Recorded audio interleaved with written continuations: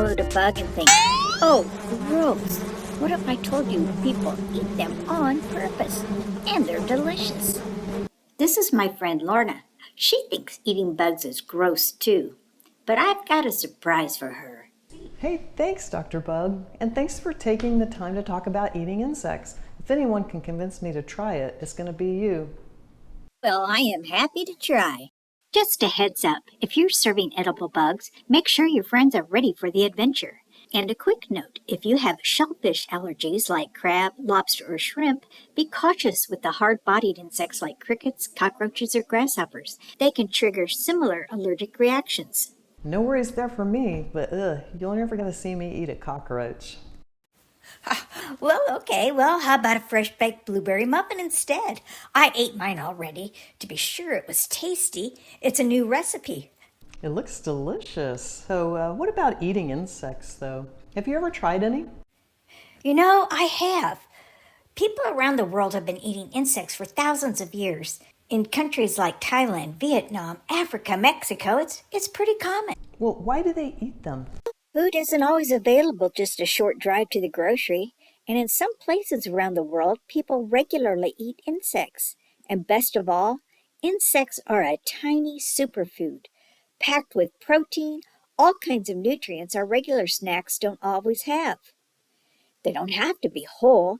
When dried, they can be flavored and made into tasty snacks or turned into flour to make things like muffins. Surprise! That blueberry muffin you're eating, it's made with cricket flour. Oh, well, yeah, actually, it tastes delicious, just like any other muffin. I can't tell any difference. That's what I thought too. You know, insects don't take as much time, money, or space to grow compared to big animals like cows, pigs, or sheep. So raising bugs is like having the ultimate, speedy, low-cost, sustainable food source. Wait, you mean there are people who raise insects like farmers and ranchers raise animals? Oh, for sure. These cool videos and photos are from the world's first commercial grasshopper farm, Hargol FoodTech, in Israel. With the world facing a growing shortage of quality protein, Hargol's founder, Dror Tamir, discovered that locusts are not only incredibly nutritious, they're already eaten in many parts of the world. This sparked an idea. Why not farm them year-round in a controlled environment? Scientists around the world believe eating insects could help solve the problem of not having enough protein, and farming bugs might be a big part of the solution. No kidding. Well, what insects do they mostly grow? Those crickets that you mentioned? Hargol FoodTech exclusively farms the locust, which is a type of grasshopper. Crickets are popular in Canada. Mealworm factories are big in France, and there's even one here in the United States. Did you know that a lot of the insects grown on farms aren't raised for humans to eat?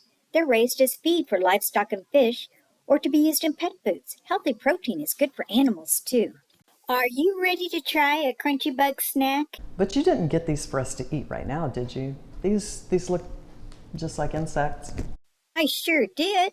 Try the adult crickets and the grasshoppers, and then a few of those baby, the larvae. All are dried and fun flavors of cheddar cheese and barbecue. Those aren't bad. I'll try one of these larvae. Not bad at all.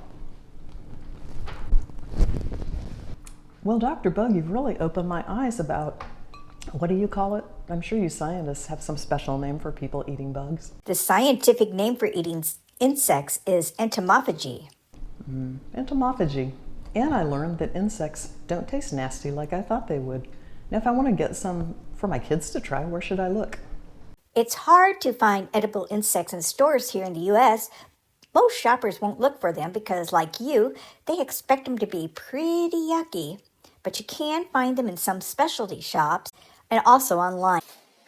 Will eating insects become the norm in your lifetime? Maybe you'll find a cricket in your school lunch. Keep watching, and until next time, this is Dr. Bug saying, see you in the garden. Ask Dr. Bug originates from the Kids Ask Dr. Bug column, written by Dr. Tamra Reall, horticultural specialist with the University of Missouri Extension. Her column can be found in garden publications, newsletters, and extension websites.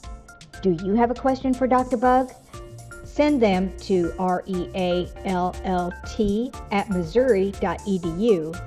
Put Ask Dr. Bug in the subject and include your name and age.